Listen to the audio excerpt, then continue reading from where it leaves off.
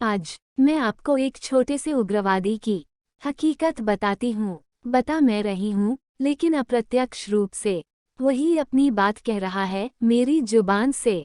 इस उग्रवादी का नाम है उर्नदेव स्वांसी। इसे लोग इसके ग्राम के नाम से फटका भी बुलाते हैं। फटका गांव खूंटी जिले के तपकरा थाना अंतर्गत आता है। ये शख्स पिछले 4 वर्षों से खूंटी जेल में बंद है। इस पर 17 CL के तहत मुकदमे दर्ज हैं। अब आते हैं मुद्दे पे। इसकी जब मूंछ तक नहीं थी, तब उग्रवादियों ने इसे अपने साथ ले लिया। इसके मुताबिक आज तक इसने कोई भी अपराध नहीं किया है।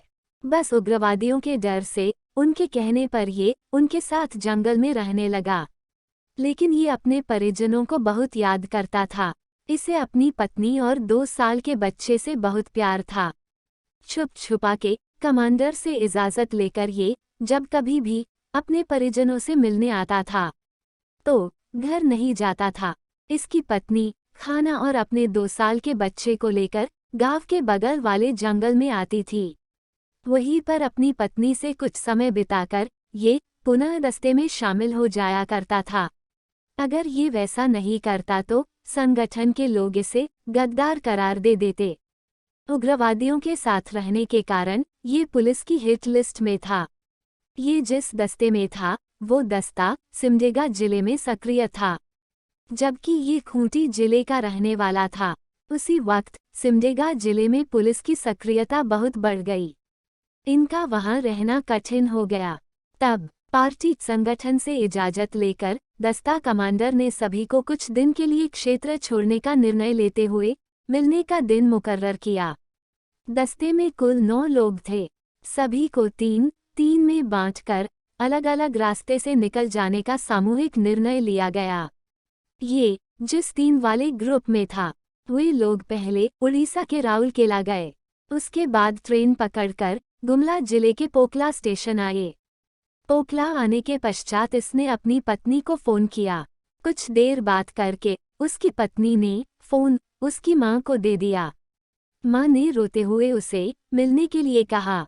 तब उसने अपने ग्रुप लीडर को सारी बात बताते हुए अपनी मां से बात कराई। उसके ग्रुप लीडर ने उसे मां से मिलने की इजाज़त दे दी और लौटने पर मिलने का दिन और जगह भी बता दी। पूरी रात इसने अपनी पत्नी और बच्चे के साथ जंगल में गुजारी। लेकिन अगले सुबह जब चारों ओर कोहरा छाया हुआ था, तब ये अपनी मां से मिलने घर आया। सर्दी का मौसम था। घर में सारे लोग आग जलाकर हाथ सेक रहे थे। तभी उसकी पत्नी को कच्ची मिट्टी में गाड़ी चलने का कुछ एहसास हुआ। उसने ये बात सबको बताई, लेकिन सबका यही सोचना था कि इस ठंड और इतना कोहरा होने पर कौन आएगा। पुलिस वाले भी उग्रवाद प्रभावित क्षेत्र में जाने से पहले अनेक बार सोचते हैं। लेकिन उस दिन इस छोटे से उग्रवादी की किस्मत खराब थी। ये कुछ समझ पाता तब तक ये चारों ओर से पुलिस से घिरा था। इसने बचने के सारे प्रयास किए, लेकिन ये फंस चुका था।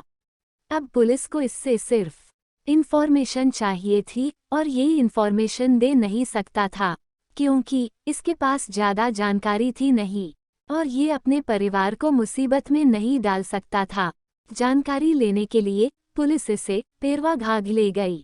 वहां इसे पेड़ की मोटी मोटी टहनियों से मारा गया। उसे भाग जाने के लिए कहा गया ताकि उसका इनकाउंटर किया जाए।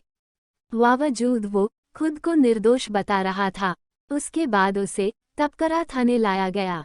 वहां लाकर उसे गिट्टी में घुटने के बल बैठाया गया और हड्डियों के जोड़ों में मारा गया, जिसका दर्द वो आज भी महसूस करता है। उस वक्त तपकरा थाना नहीं था, बल्कि OTP था, जो तोरपा थानांतर्गत आता था।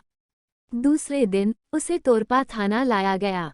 वो बताता है कि उसकी तस्वीरें कुछ लोग ऐसे खींच रहे थे जैसे वो कोई दाऊद इब्राहिम हो।